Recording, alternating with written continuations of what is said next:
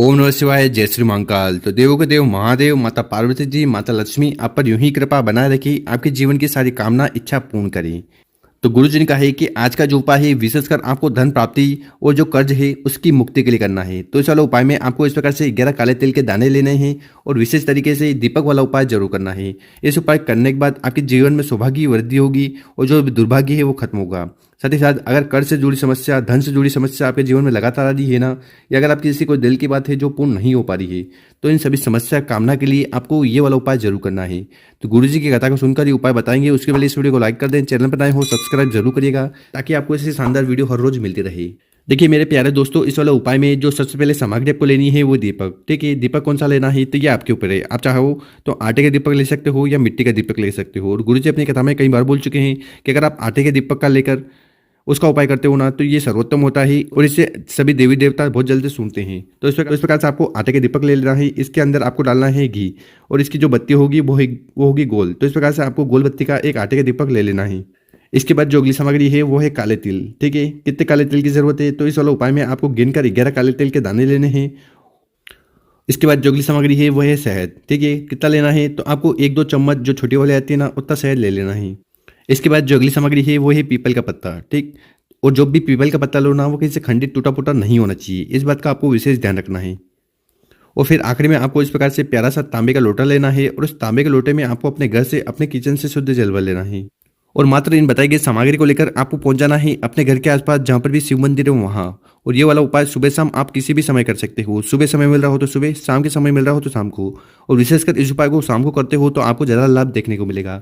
और शिव मंदिर में पहुंचकर सबसे पहले आपको जो भी पूजन पाठ करनी है वो कर लीजिएगा। फिर आपको उत्तर दिशा की तरफ मुंह कर बैठ जाना है और विशेषकर पिपलेश्वर महादेव जी वाला उपाय करना है।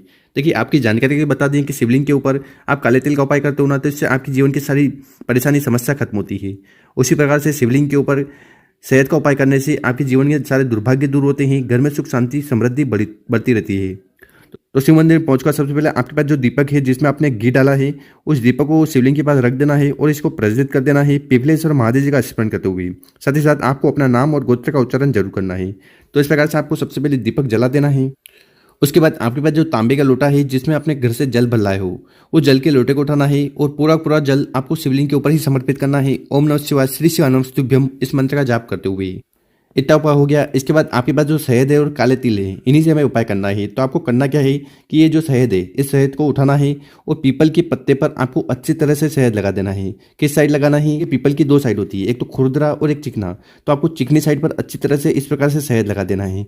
शहद लगा दिया। शहद लगाने के बाद आपके पास जो 11 काले तिल के दाने हैं उनको उठाना है और ठीक उस शहद वाले पीपल के पत्ते पर रख देना है। तो इस प्रकार से आपको पीपल के पत्ते पर काले तिल को चिपका देना है। चिपका दिया। इसके बाद इस पीपल के पत्ते को उठाना है, अपने हाथ में रखना है और विशेषकर आपको पिपलेश्वर महादेव से प्रार्थना करना है कि आपकी जो भी कामना है, इच्छा है, दिल की बात है जो कई दिनों से पूर्ण नहीं हो पा रही ना वो पूर्ण हो जाए।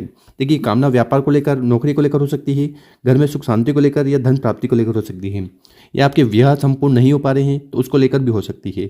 तो कैसे भी कामना है ना उसके लिए प्रार्थना करते हुए वो पीपल का पत्ता आपको शिवलिंग के ऊपर समर्पित कर देना है। ओम नमः शिवाय श्री शिवानमस्तुभ्यम इस मंत्र का जाप करते हुए।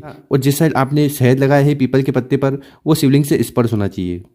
तो इस प्रकार से आपको पहला वाला उपाय जरूर करना है। इसके बाद आपको शिवलिंग के पास बैठकर विशेषकर पिपलेश्वर महादेव जी से प्रार्थना कर लेना है कि आपकी सारी कामना पूर्ण हो जाए या जीवन में जो भी दुर्भाग्य समस्या है वो समाप्त हो जाए। गुरु जी ने कहा इस उपाय करने के बाद पिपलेश्वर महादेव जी की कृपा से कामना पूर्ण होगी, समस्या खत्म होने लगेगी। अब जानते हैं गुरु जी द्वारा बताया गया दूसरा उपाय। दूसरा वाला उपाय क्यों करना है? विशेषकर ये उपाय भी आपको अपनी कामना पूर्ति के लिए, इच्छा पूर्ति के लिए करना है।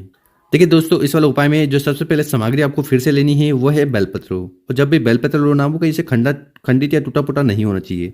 अगर आपको बेलपत्र नहीं मिल पा रहा है चिंता ना करिएगा, शिव मंदिर जाइएगा, शिवलिंग से बेलपत्र उठाइएगा, शुद्ध जल से धोइएगा और उपाय में उपयोग कर लीजिएगा।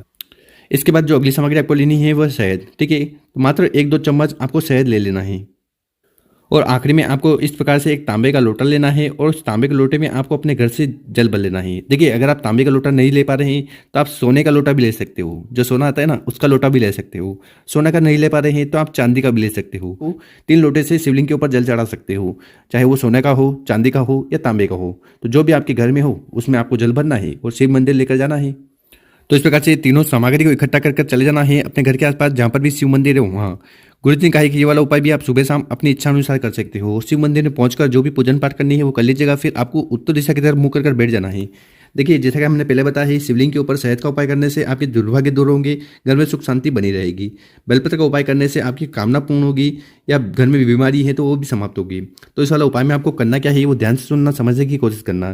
देखिए, सबसे पहले आपके पास जो जल का लोटा है जिसमें आप अपने घर से जल भर कर लाए हो, वो जल के लोटे को शिवलिंग के ऊपर समर्पित कर देना है। ओम नमः शिवाय, श्री शिवाय नमस्तुभ्यम, इस मंत्र का जाप करते हुए जल को समर्पित कर दिया। इसके बाद आपके पास जो शहद है उस शहद को उठाना है, और बेलपत्र की जो बड़ी पत्ती है जो शिव जी का रूप है, इस बेलपत्र की बड़ी पत्ती पर आपको अच्छी तरह से इस प्रकार से शहद लगा देना है। शहद लगा दिया, इसके बाद इस बेलपत्र को उठाना है, अपने हाथ में रखना है, और आपको भगवान भोलेनाथ से प्रार्थना करना है कि हे श्री शंभु, हे त्रिकालदर्शी, मेरी ये कामना है, इन्हें पूर्ण करें। देखिए, वो कामना व्यापार को लेकर, घर में सुख शांति को लेकर, धन प्राप्ति को लेकर, दुर्भाग्य को दूर करने के लिए, कर्ज कर्ज की समाप्ति को लेकर हो सकती है, या विवाह को संपन्न करने के लिए हो सकती है। तो कैसी भी कामना है ना, उसके लिए प्रार्थना करते हुए एक बेलपत्र और शहद वाला आपको शिवलिंग के ऊपर समर्पित कर देना है। ओम नमः शिवाय, श्री शिवाय नमस्तुभ्यम मंत्र का जाप करते हुए बेलपत्र की डंडी होगी जलाधि तरफ, बड़ी पत्ती होगी आपकी तरफ, और जिस साइड आपने शहद लगाया है वो शिवलिंग से स्पर्श होना चाहिए। तो आपको उल्टा बेलपत्र समर्पित कर देना है। इसके बाद आपको शिवलिंग के पास बैठकर विशेषकर आपको भगवान भोलेनाथ से प्रार्थना करना है कि हे भोलेनाथ, मेरी ये कामना पूर्ण हो जाए। देखिए, वो कामना किसी भी प्रकार की हो सकती है।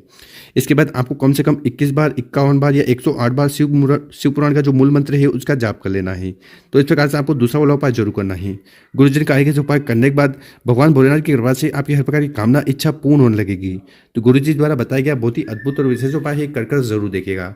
और मेरे प्यारे दोस्तों, अगर आपको वीडियो 1% भी अच्छी लगी हो ना, तो वीडियो को 5 लोगों के साथ व्हाट्सएप पर, इंस्टाग्राम पर जरूर शेयर करें और उन लोगों की मदद करें। ओम नमः शिवाय।